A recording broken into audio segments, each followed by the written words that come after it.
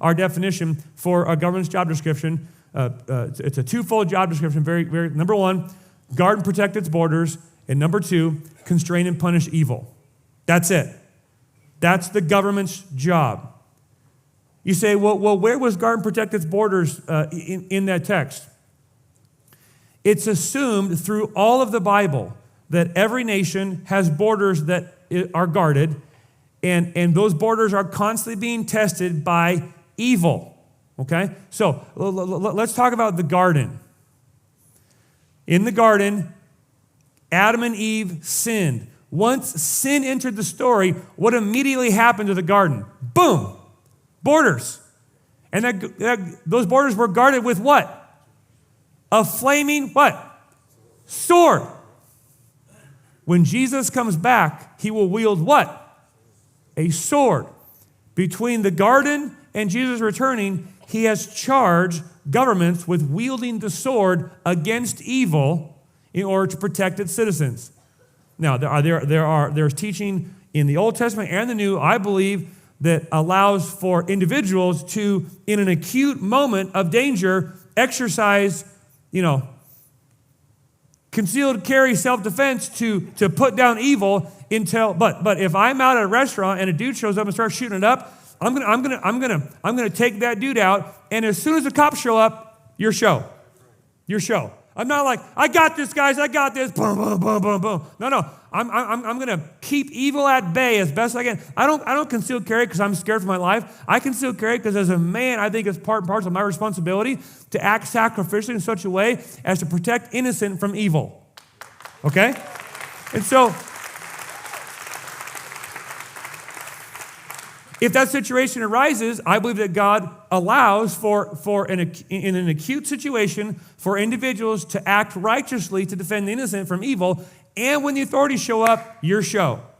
Because they are the one given a power and authority to exercise sustained efforts to hunt down, find, investigate, prosecute, and punish evil.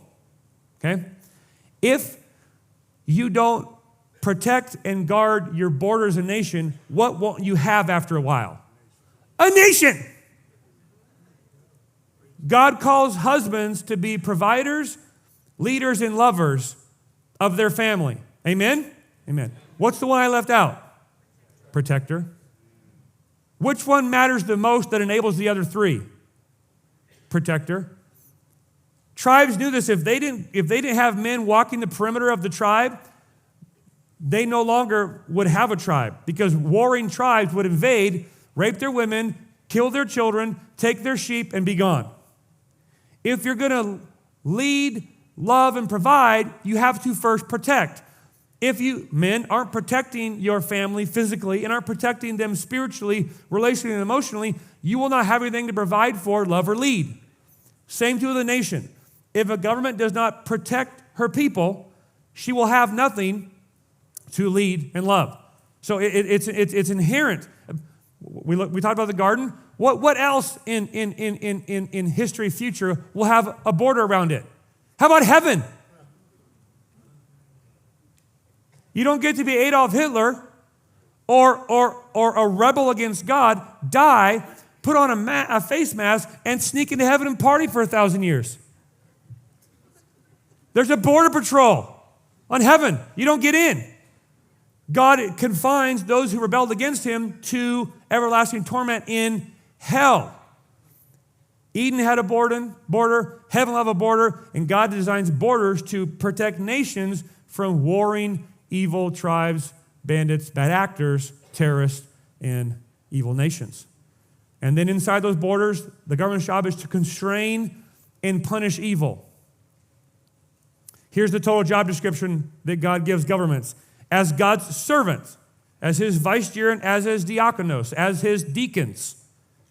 As his servant, government is charged with using its authority and wielding its power, God-given, rightly so, to protect its people, punish evil, and in so doing, encourage righteousness. Here's what's important to note. It's not the government's job to do good. It's the government's job to protect its citizens so they can do good. This is really important.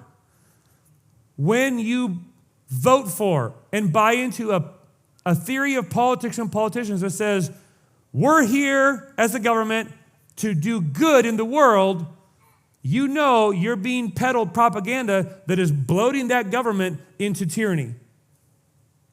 Because any government that can care for your smallest needs can take away your basic liberties. The government's job is not to do good, it's to protect its borders, it's to punish evil and protect its citizens from evil, and in so doing, free that people to live a life of liberty and freedom, and in so doing, free them to do good. When a government stays in its lane, a nation flourishes. When a government drifts or swerves out of its lane, a society pays the price. Hey everybody, Pastor Josh here. If you enjoyed that clip, you can check out the full sermon right here.